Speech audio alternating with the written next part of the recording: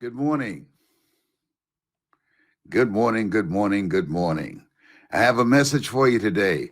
And this is a time that I think that we need to have a message that deals with personal empowerment, things that we can do mentally and emotionally and spiritually to create the kind of life that we want. Because this is a new season. This is like the third day I didn't get up and say, what happened today? What did he do today? This is a brand new day to take advantage of this time, this place. We've been delivered. You remember that song? Deandra, Lord, deliver me. We have been delivered. Now what? Because we are so grateful, and because we've gone through some stuff. We've gone through some stuff, and this is the now what moment. This is a now what moment. Okay, your prayers have been answered. Now what are you going to do? Okay, because a lot of people are going back to sleep.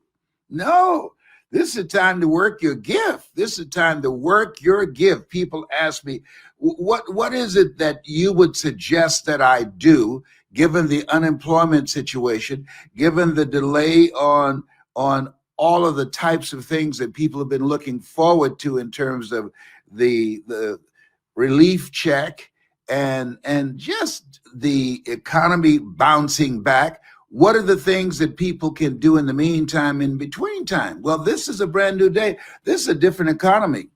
A lot of stuff has been happening and going on that we have not heard about yet. A wrecking ball has been put in place for 4 years, and we still have not seen all of the stuff that has taken place that we're not even aware of. So one of the most important things that we can do is to begin to work and to take advantage of this new space where we are. This is a fresh start. It's a fresh start. And I'm looking for some people who are looking for a fresh start. One of the things that I'm doing is working with people who are ready to take their goals and their dreams to the next level. This is a time for people with ideas, people that are creative, people that have products, people that can create products, people who want to create their own job, believe that every tub should stand on its own bottom. That's what Mrs. Mamie Brown's taught you. Yes, Mama did. Every tub should stand on its own bottom. I want you to wake up this morning being grateful. When I wake up, I say, Lord, thank you. All things work together for good for those who love God and for those who are called according to his purpose. I don't know you. I can't see you, but here's what I know about you. You have greatness in you. You have the ability to do more than you could ever begin to imagine. And I'm looking for some people who are hungry. Because here's what we know. There are over 70 million people that don't want you to live your dream. Hello, over 70, as some people say, over 70 that will be working against you. You don't know who they are, where they are. Okay? And so what we have to do is be more determined to live our dreams than the people who are just consumed with stopping us. That's what we have to do. We have to put up a good fight. So this is a time, and I'm going to share some steps with you that's very important.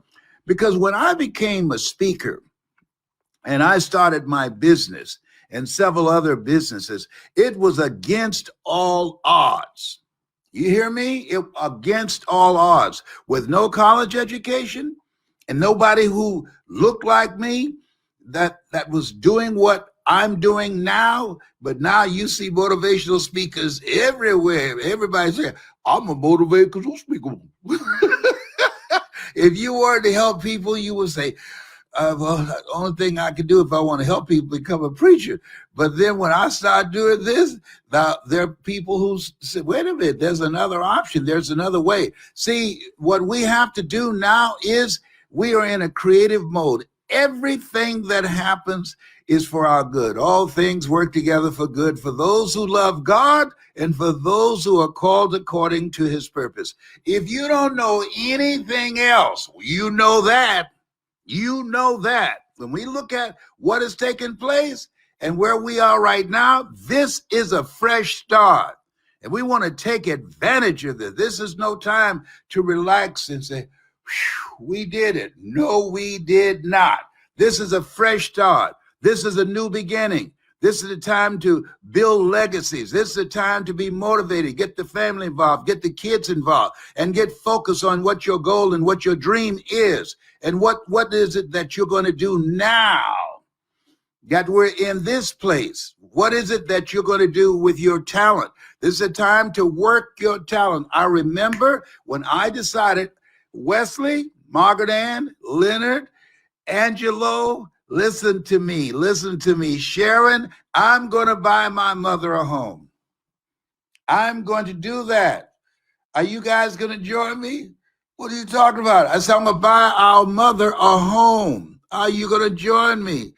Yeah, we'll help you. You know, and they did what they could do, but I was the lead guy. Okay. And so we divvied up what each person would do. Margaret Ann, she bought the groceries.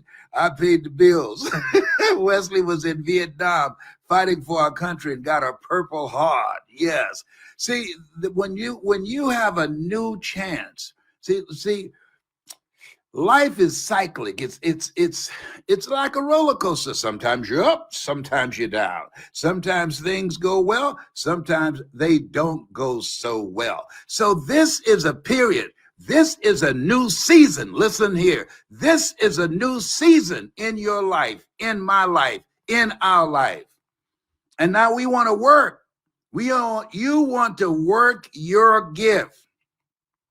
Not just be a part of somebody else's dream, but this is a time to think and come up with some new ideas. What is it that you're going to do now in this new place, in this new season?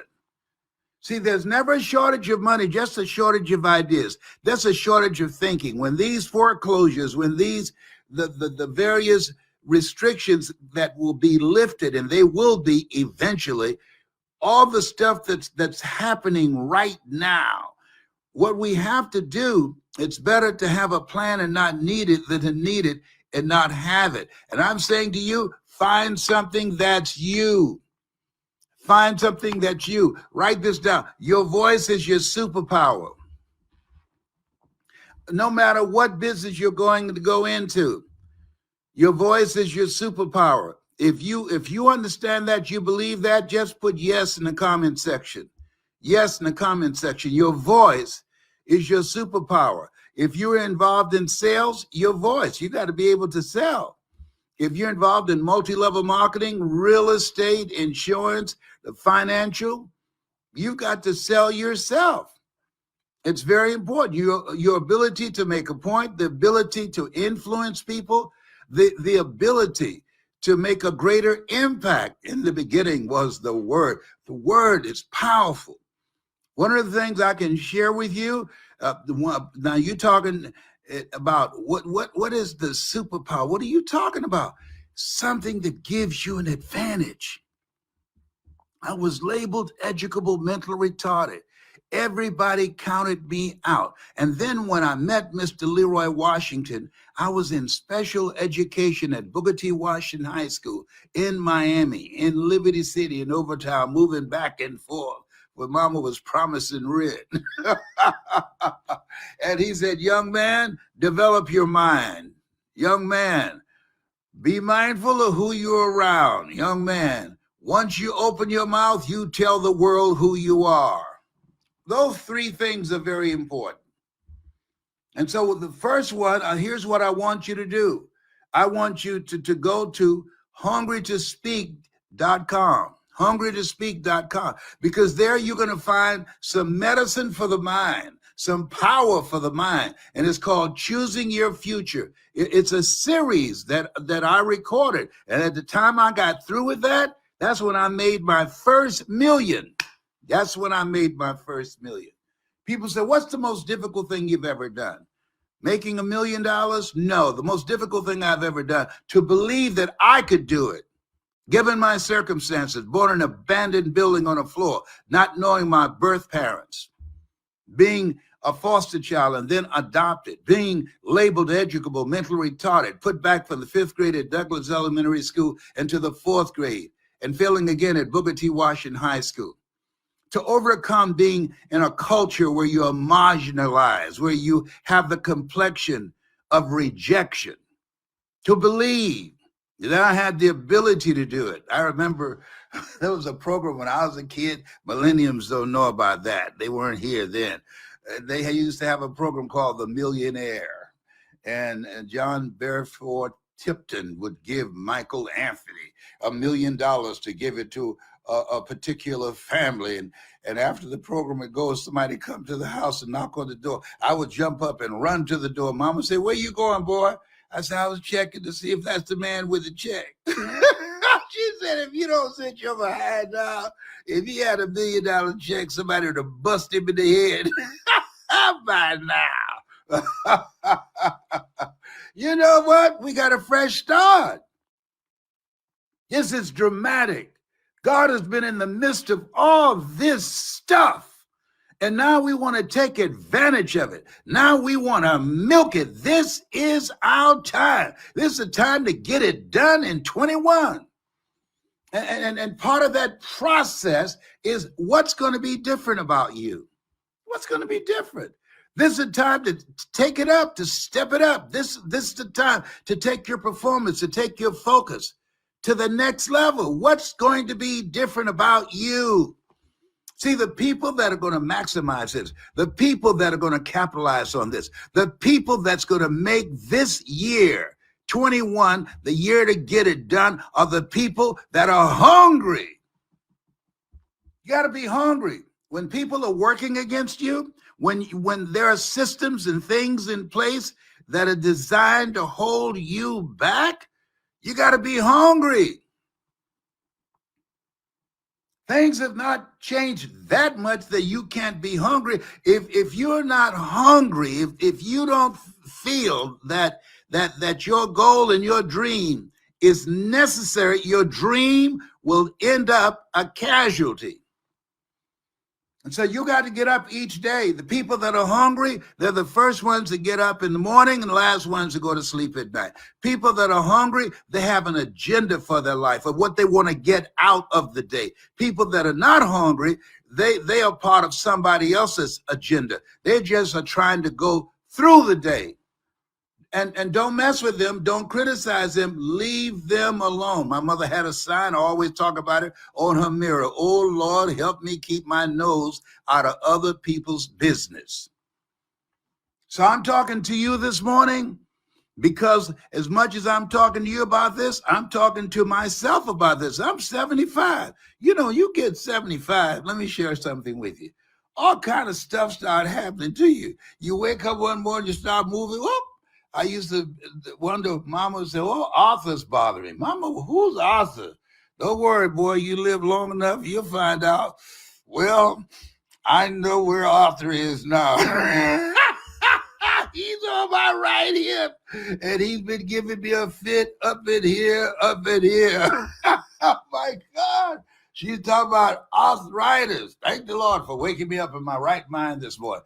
Mama, why do y'all say that every Sunday? Why do you say that? Don't worry, boy.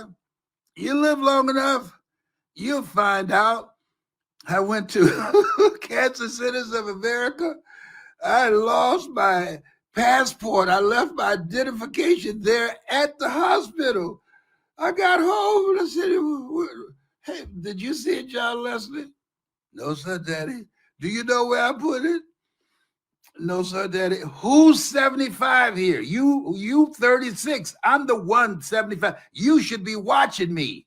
You know, you can't leave me by myself. Oh my God.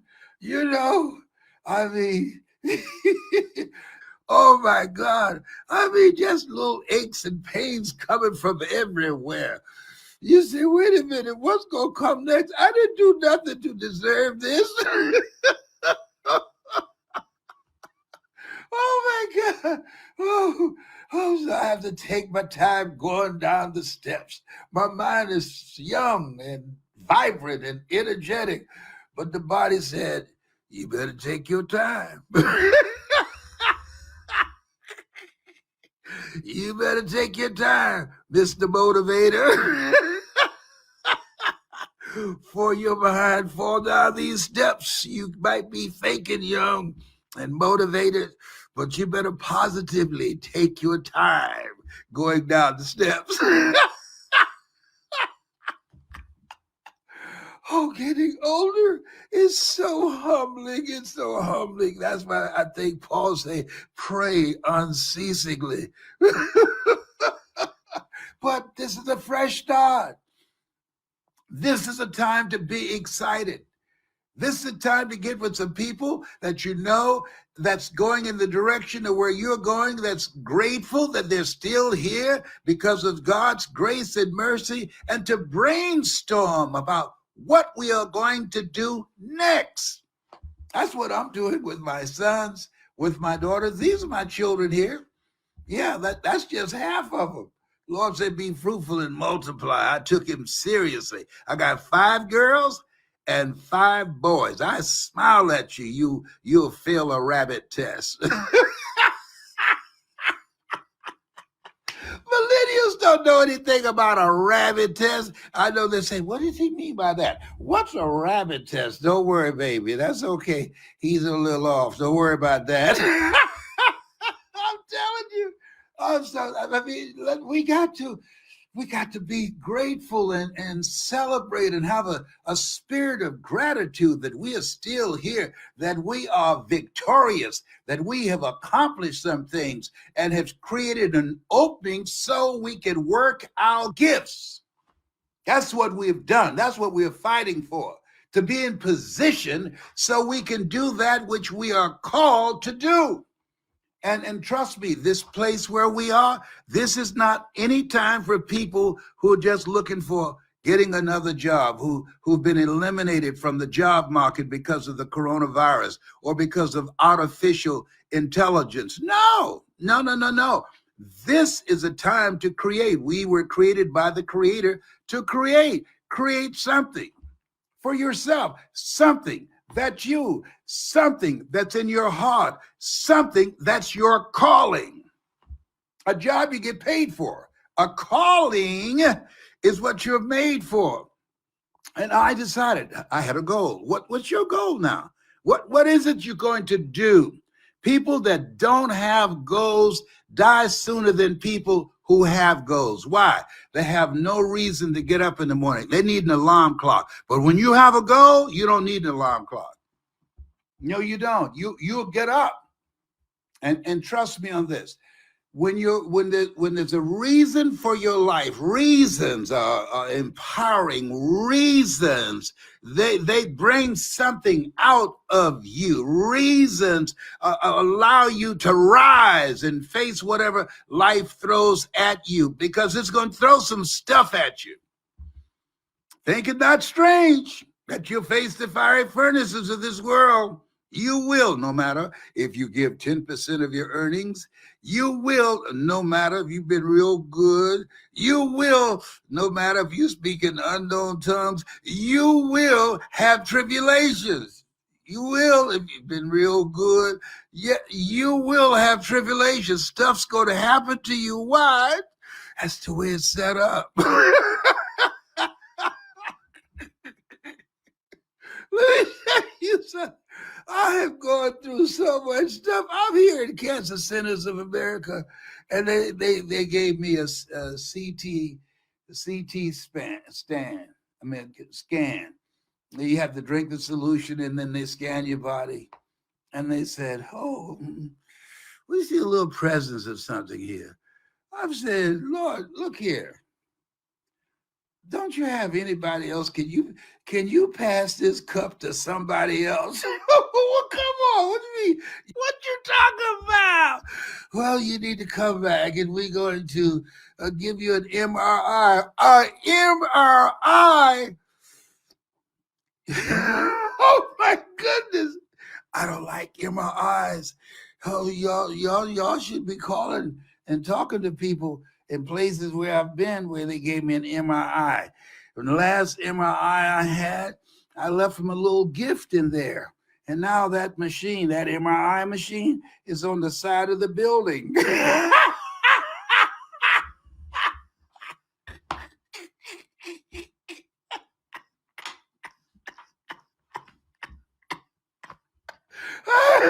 Oh my God.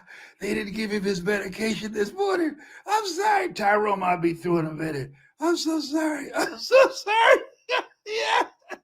Come on. They put a mask on my face and then they strap my face down and then they put straps over my arms and everything and my body and push me in and they closed the door and then they went out the room and said, just relax and breathe deeply. And they turned the light off and they said, when we push this button, we tell you to hold your breath, hold your breath. Are you all right? No.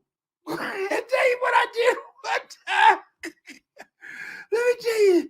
They tell you why it strapped me down, because last time I did it, I scooted out. I scooted out the other end. I said, no. Homie can't do this. No. I scooted out. Y'all got to give me some. I'm claustrophobic.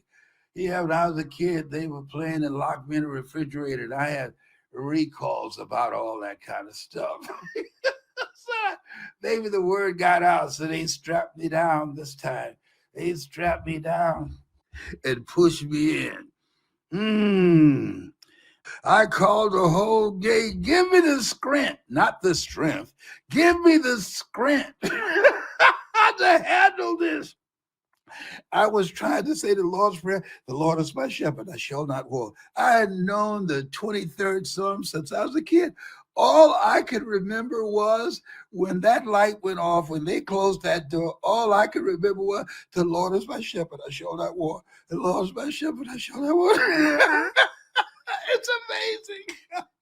If you never had an MRI, you have no idea what I'm talking about. Hey, all I'm saying is life is coming for you. Why? I didn't do nothing. I understand. It's coming for you.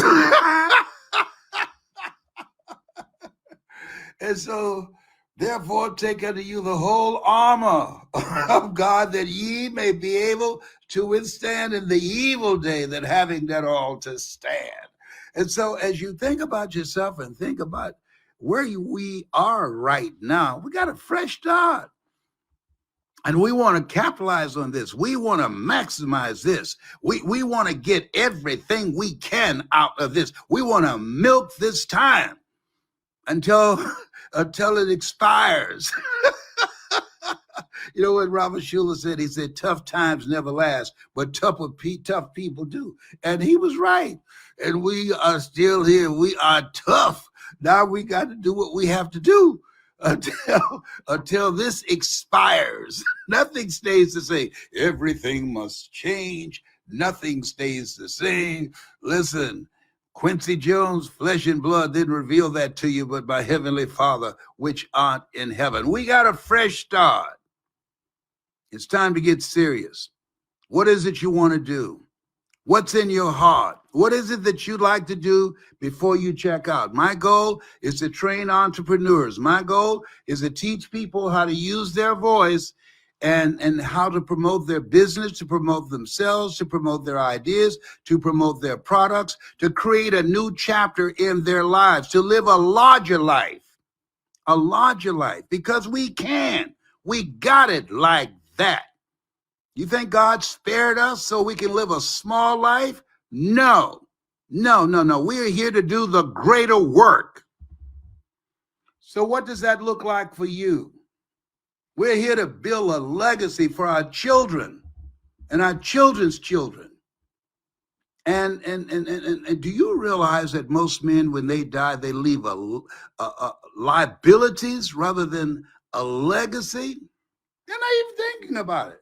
See, when you are in survival mode, it's one thing to live versus surviving. When you're made in the likeness and image of God, and you know that, and you've been given authority and dominion over everything on the face of the earth, and you live from that place of power rather than have that just be lip service, rather than life service, you're able to create. What are you creating? How much time do you have left? The journey that has brought me this far is much longer than the journey that I have left. So my goal is to maximize it. My goal is to finish strong. How many of you are ready to finish strong so that you can live full and die empty, as Miles Monroe would say? Most people go to their graves with their talents, their abilities, their dreams in them. You have to get to a place where you say to yourself, I'm not going out like this. I have a friend of mine who he lived a criminal life, in and out of jail, in and out of jail.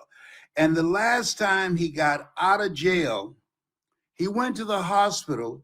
One of the children that he had impregnated a woman with, he was there at the hospital when the baby was born, his son.